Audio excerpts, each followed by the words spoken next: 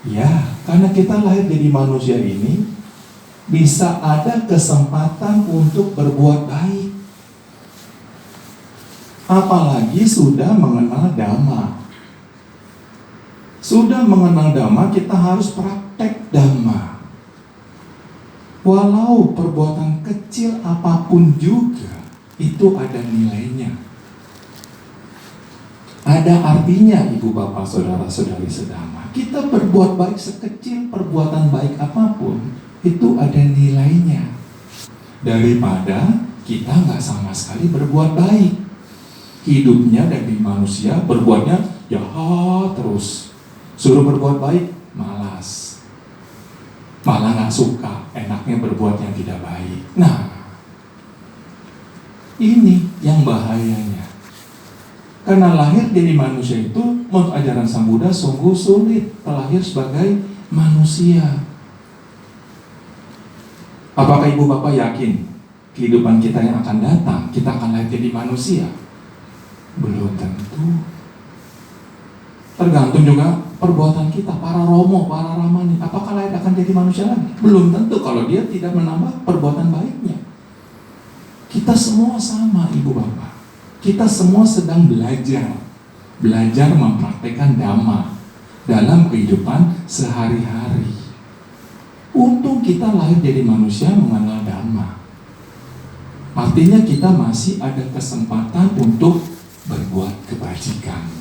Karena Sang Buddha mengajarkan, hidup di dunia ini semuanya tidak ada yang kekal. Anicca. Kelahiran ya, itu adalah apa? Proses dari kehidupan. Tetapi kematian itu adalah pasti. Kita lahir, pasti kita akan mengalami kematian. Adanya perjumpaan, tentu ada perpisahan. Kita harus melihat kenyataan. Sang Buddha mengajarkan, hidup di dunia ini semuanya tidak ada yang kekal. Tidak ada yang abadi.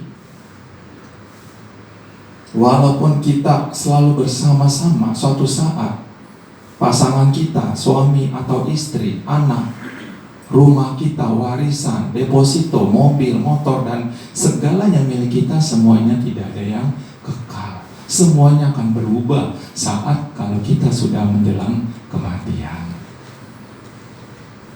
Nah, ini yang harus kita renungkan ibu bapak sebagai umat Buddha, supaya kita jangan terlalu melekat apa yang kita miliki atau kita cintai. Ya, nah kita lihat di slide-nya. Di dalam kitab Nakasika Sutta, Buddha menjelaskan terlahir sebagai manusia sungguh sulit. Ya, sebagai perumpamaan debu yang ada di ujung kuku Sang Buddha. Jadi kita lahir dari manusia itu bagaikan debu yang ada di ujung kuku Sang Buddha. Ya, Sang Buddha mengambil secuil debu dan tanah dan menempelkan di kukunya dan bertanya kepada para bante atau para biku, lebih banyak mana jumlah debu yang ada di kukunya jika dibandingkan dengan jumlah debu yang ada di tanah. Tentu ibu bapak sudah tahu jawabannya ya. Pasti di tanah kan, daripada di debu kan, daripada di ujung tangan Sang Buddha. Nah ini kita lihat ya. Kemudian para biku menjawab bahwa jumlah debu yang ada di kuku Sang Buddha itu terlalu sedikit bila dibandingkan dengan jumlah debu yang ada di tanah, yang jumlahnya tentu lebih banyak banget atau banyak sekali. Ini perumpamaan kita lahir jadi manusia. Berarti di kehidupan-kehidupan lampau kita ini pernah lahir jadi manusia. Karma baik kita ini banyak sekali. Makanya sekarang kita lahir jadi manusia. Sudah lahir jadi manusia, kita sudah beragama Buddha. Kita sudah beragama Buddha, belajar Dhamma, rajin ke wihara, mendengarkan Dhamma, bahkan mempraktekkan Dhamma. Artinya debu yang ada di tanah sama debu yang ada di ujung kuku Sang Buddha itu tentu lebih banyak debu yang ada di tanah. Maksudnya apa? Kalau kita lagi jadi manusia belum tentu bisa sebanyak ada yang debu yang ada di tanah itu. Itu maksudnya bahwa kita belum tentu lahir jadi manusia. Bisa juga kita lahir di alam dewa, alam surga, Brahma.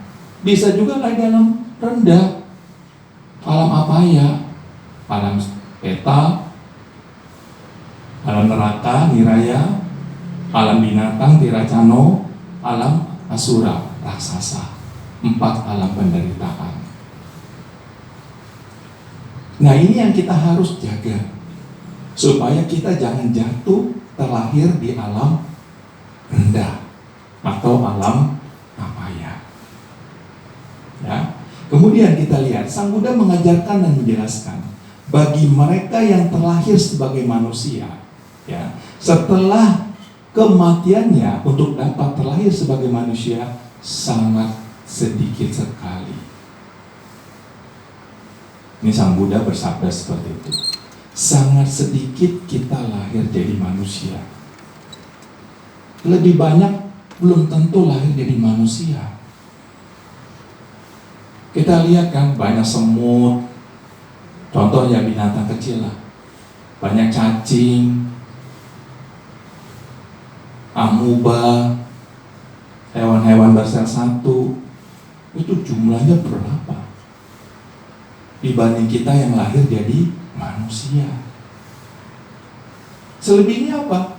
Lahir di alam penderitaan, alam neraka, alam peta, alam raksasa, alam binatang. Nah ini, karena apa? Karena debu yang ada di tanah itu lebih banyak daripada debu yang ada di kuku Sang Buddha untuk lahir jadi manusia. Makanya, ibu bapak saudara-saudari yang berbahagia, kita sekarang yang sudah lahir jadi manusia ini sangat beruntung. Waktu kita jangan terbuang-buang untuk selalu berbuat baik. Apalagi mulai hari Senin, Wihara Jakarta Dhamma Cakra Jaya akan mengadakan SPD selama sebulan. Ada meditasi juga tanggal 13 Mei. Ikut. Ada waktu, ikut. Artinya, ada kesempatan baik ini, jangan sia-siakan untuk berbuat baik. Mumpung kita lahir jadi manusia, mumpung kita masih sehat.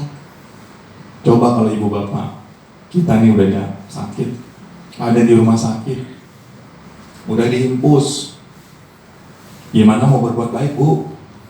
Bisa nggak, Bu, kita berbuat baik? Sulit, paling dibaca parit atau sama Romo, sama para Bante atau Ramani. Ya kalau dia sembuh, kalau dia udah nggak ada, gimana dia mau berbuat baik? Makanya ibu bapak saudara-saudari berbahagia, kita berbuat baik itu jangan tunda-tunda. Setiap hari kesempatan kita selalu berbuat baik. Setiap hari kita mengucapkan semoga semua makhluk hidup berbahagia. Itu suatu karma yang baik. Satu hari kita melaksanakan sila, tidak melanggar, juga berbuat baik. Tidak merugikan diri sendiri dan tidak merugikan orang lain. Inti dari ajaran Buddha itu adalah berbuat baik, ibu bapak. Agama Buddha ini adalah agama praktek. Agama tentang perbuatan baik. Bukan agama berdasarkan teori saja. Ya, teori penting. Tetapi prakteknya juga harus diutamakan. Karena Sang Buddha mengajarkan, barang siapa yang mempraktekkan Dhamma, dialah yang melihat aku. Agama Buddha simpel, barang siapa yang mempraktekkan Dhamma, Dialah yang melihat aku, melihat saya. Inti dari ajaran Sang Buddha seperti itu. Ya. Kemudian Sang Buddha menjelaskan bagaimana cara mempraktekkan perbuatan baik dan benar sebagai manusia, yang kita sekarang sudah lahir dari manusia. Nah, Ibu Bapak melihat, Sang Buddha memulaikan ada 10 yang disebut dasa punya kirya waktu. Dasa artinya 10, punya kirya waktu perbuatan baik. Apa saja untuk dipraktikkan dalam kehidupan sehari-hari? Nah, ini yang Ibu Bapak harus tahu. Ada 10. Kita sebagai umat Buddha tentu harus kita ketahui, bahkan bukan untuk diketahui saja, dipraktekkan dalam kehidupan sehari-hari. Yang pertama, kita harus berdana. Ini Sang Buddha menjelaskan, yang pertama kita harus berdana. Berdana artinya apa sih? Ibu Bapak sudah tahu ya. Apalagi dalam agama Buddha, yang namanya dana itu tidak ada yang namanya unsur paksaan harus sekian, harus segini, harus segitu. Tidak ada istilahnya perpuluhan di dalam agama Buddha. Agama Buddha bebas. Yang penting ada niat mau berdana. Nah, dana itu artinya apa sih? Kita melepaskan kemelekatan kita. Jangan kita melekat terus sama duit. Nih, kalau kita udah sakit, Bu, Pak, apalagi kalau kita udah masuk rumah sakit, itu duit udah pasti keluar semua. Saking pelitnya, gimana? Dia kalau sembuh, kalau dia meninggal, dia nggak sembuh-sembuh gimana? Coba, siapa yang mau salahkan? Tidak ada yang bisa menyalahkan selain diri kita sendiri. Karena agama Buddha mengajarkan semua perbuatan karena hasil dari kita sendiri. Tidak ada yang bisa disalahkan kecuali diri kita sendiri. Jadi dana itu artinya memberi, menolong, ikhlas, tanpa mengharapkan sesuatu. Jangan pada saat kita habis berdana, tolong nanti nama saya ditulis ya, mentang-mentang dananya banyak misalnya 1 M, bukan 1 ember ya, 1 M. Kemudian ditulis namanya. Kalau nggak ditulis, saya nggak mau berdana. Itu namanya nggak ikhlas. Itu pengen di orang-orang biar tahu, oh hebat, dia berdana, terkenal namanya. Supaya, wah dia jago, dia kaya loh, berdananya paling hebat. Jangan seperti itu. Sang Buddha mengajarkan berdana itu harus secara ikhlas. Kalau perlu tidak tahu namanya siapa, nggak usah disebut. Yang penting kita mau melepaskan kepemilikan kita sendiri. Karena hidup di dunia ini tidak kekal, Bu. Sekarang kita masih sehat, uang kita banyak, tiba-tiba besok kecelakaan, kita meninggal, kebakaran rumah, habis semua. Gimana? Kembali lagi pada karma, perbuatan kita masing-masing. Ini harus kita renungkan, Ibu Bapak, tentang berdana ini. Ya, jangan kita terlalu melekat, juga kita jangan terlalu juga dana harus secara bijaksana. Ya. Nah, jadi di sini artinya kita dana itu bukan hanya berdasarkan materi, tetapi dana bisa juga melalui pikiran. Teman-teman misalnya punya masalah, kita bantu masalahnya, diskusi, sharing, tetapi bukan ngegosip. Jadi kalau misalnya teman kita lagi sharing sama kita harus dengarin.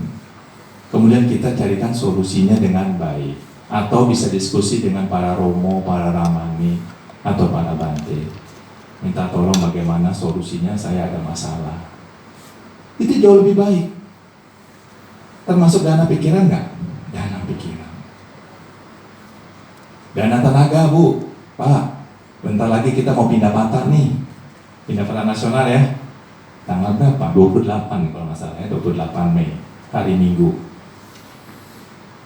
Kalau kita ingin menjadi seorang volunteer ataupun menjadi seorang volunteer ya, atau kayak Dayaka lah ya, mau nggak? Kalau kita mau boleh. Tenaga, kita bantu para bante, para biku berpindah patah. Itu juga termasuk berdana tenaga. Kita senang berbuat baik. Walaupun badan kita capek nih Bu, Pak, tapi kita turut senang. Kita sudah berbuat karma baik. Yang senang sopo? Yang senang siapa? Kita sendiri. Nggak ada orang lain selain diri kita yang senang. Karena kita sudah berbuat baik tenaga.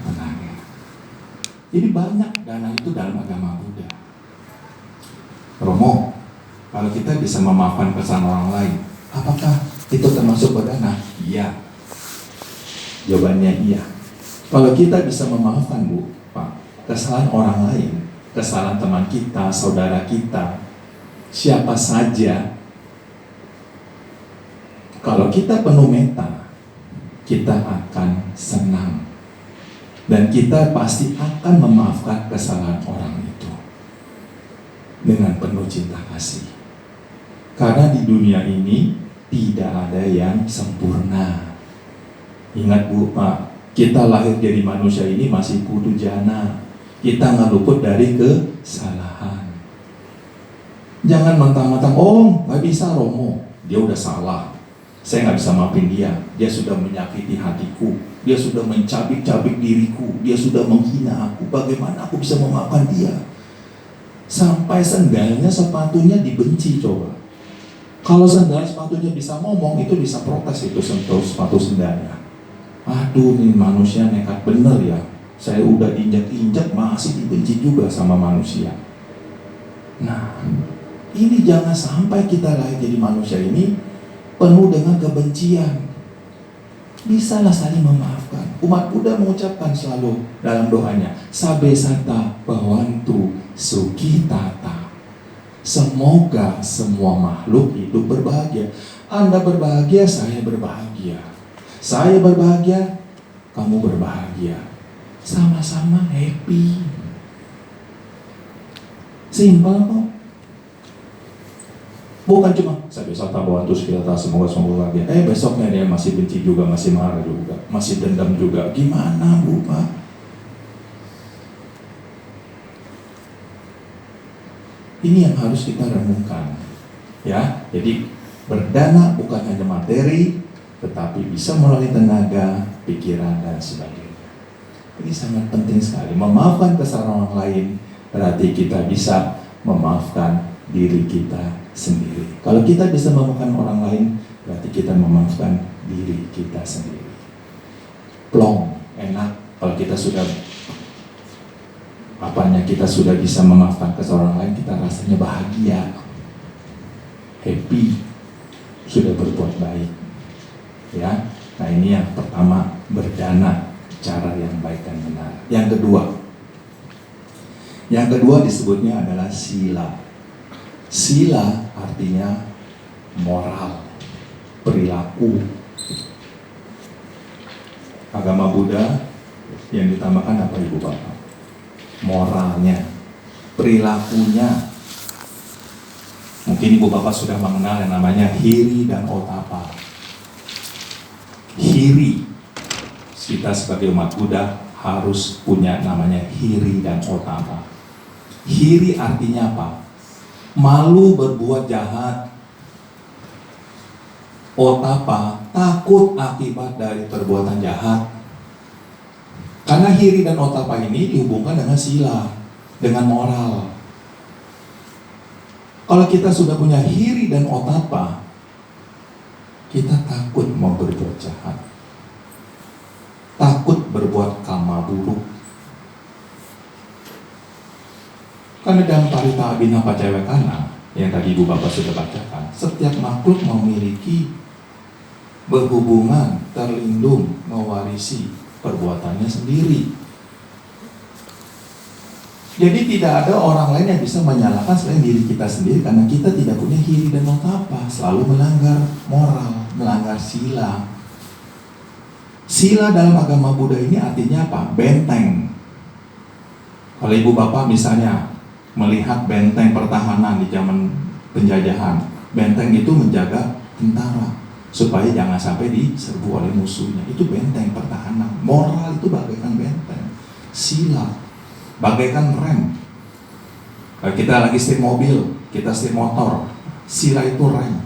Jadi pada saat kita mau rem, kita lagi bawa mobil atau motor, kita harus rem supaya jangan sampai sila itu atau dilanggar. Jangan sampai kalau remnya jeblok, nabrak. Itu rem bagaikan sila pada saat kita mengendarai kendaraan, baik itu mobil atau motor. Itu sila, Pancasila Buddhis yang sudah diajarkan oleh Guru Agung kita Buddha Gautama. Nah, yang pertama, sila adalah moral atau etika yang dilakukan melalui pikiran, ucapan, dan perbuatan. Kita jaga pikiran kita pada saat kita mau berbicara. Menyinggung nggak sih kita ngomong sama orang itu? Gimana perasaannya kalau kita ngomongnya tidak enak? Betul? Jaga pada saat kita mau berbicara. Pikiran harus dijaga dulu. Dari pikiran, ucapan, praktek perbuatan. Kalau pikiran kita baik, otomatis ucapan dan perbuatan pun baik. Bagaikan kita sedang membuka keran air, itu pikiran itu bagaikan keran air. Kalau pikiran kita baik, kita buka keran air kita akan bersih. Turun airnya, kita buka airnya bersih, putih. Tapi kalau pikiran kita jahat, pikiran kita kotor, pikiran kita keruh, airnya pun kita buka pun juga akan keruh. Itu pikiran. Semua mualnya dari pikiran. Makanya kalau kita dalam berbicara, berdiskusi, jangan kita asal ngomong, jangan kita asal sebut, jangan kita asal bicara. Dijaga dulu pikirannya. Karena pikiran itu sumber dari segala sumber. Pikiran itu bagaikan pelopor di dalam Dhammapada 1 sebagai pembentuk. Ya, kalau kita mau berbicara, ya jaga dulu pikirannya. Apa yang harus saya mau bicara? Dijaga pikirannya dulu dengan baik. Supaya pada saat kita bertanya, kita berbicara, pikiran pun, ucapan kita pun juga akan baik. Tidak menyinggung orang lain dan sebagainya. Ini penting sekali, Ibu Bapak. Praktek Dhamma yang baik dan benar. Ya, kemudian di dalam ajaran Buddha, sila dapat diartikan sebagai perbuatan yang tidak merugikan diri sendiri, orang lain, bahkan makhluk lain, yaitu dengan Pancasila Buddhis. Panatipata Weramani Sikapadang Samadhyami. Aku bertekad akan mati diri untuk tidak membunuh makhluk hidup apapun juga. Termasuk manusia, jangan kita sakiti. Kucing, hewan-hewan lainnya, jangan kita sakiti. Kalau bisa kita function, melepaskan makhluk hidup, kura-kura, burung, belut, lele, dan sebagainya, sambil mengucapkan semoga semua makhluk hidup berbahagia. Nah ini, jangan karena marah dan benci mengharap orang lain celaka. Karena benci saling bunuh-membunuh, saling pukul-memukul, saling menganiaya, saling emosi.